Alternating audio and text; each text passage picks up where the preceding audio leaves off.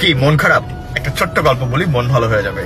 প্রচন্ড ঝড় হচ্ছে, মাঝ সমুদ্রে জাহাজ চূর্ণ বিচূর্ণ, সবাই মারা গেল, কিন্তু একজন মানুষ ভাগ্যক্রমে ভাসতে ভাসতে একটা দ্বীপে চলে আসলো। আসার পর প্রথম দিকে তার মন যথেষ্ট খারাপ। প্রতিদিনই সে সৃষ্টিকর্তার কাছে প্রার্থনা করতো, আল্লাহ কোনো একটা জাহাজ মিলিয়ে দাও, আমি যেন বাসায় যেতে পারি কোনোভাবে। একদিন যায়, 2 দিন যায়, মাস যায়, কেউ আসে না হেল্প করতে। একসময় সে নিজে কিছু কাঠ খড় জোগাড় করে একটা ঘর বানালো এবং থাকতে শুরু করলো।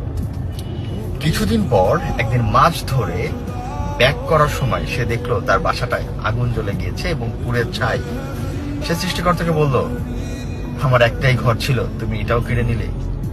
এভাবে সে সৃষ্টিকর্তার উপরে বিলাপ করতে থাকলো আর নিজেকে শেষ করার জন্য সমুদ্রের দিকে পা বাড়ালো। সমুদ্রে ডুবে নিজেকে শেষ করার জন্য প্রতিজ্ঞাবদ্ধ মানুষটা সমুদ্রের পাড়ে যেতে যেতেই অবাক হয়ে দেখলো একজন নাবিক একটা জাহাজ নিয়ে তার কাছে হাজির। সে অবাক হয়ে জিজ্ঞেস করলো, এতদিন আমি এখানে ছিলাম, কেউ আমাকে হেল্প করতে আসেনি, আপনি কে ভাই, কোথা থেকে আসলেন?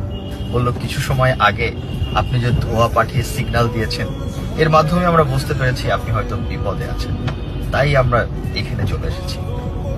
মোরাল অফ দ্য স্টোরি, আমরা সবসময় মন খারাপ করি, মাঝে মাঝে চিন্তা করি সৃষ্টিকর্তার এই ডিসিশনটা হয়তো আমার জন্য পারফেক্ট ছিল না, কিন্তু কেন উনি এমনটা করলেন?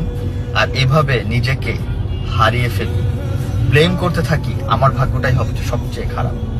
কিন্তু না, এটা উচিত না। উচিত ওইটাই যেটা হচ্ছে, এটাই সৃষ্টিকর্তার ডিসিশন, আর মেনে নেওয়া, অপেক্ষা করা ওই মুহূর্তের জন্য যেই মুহূর্তে আমার জন্য সেরা পুরস্কার অপেক্ষা করছে।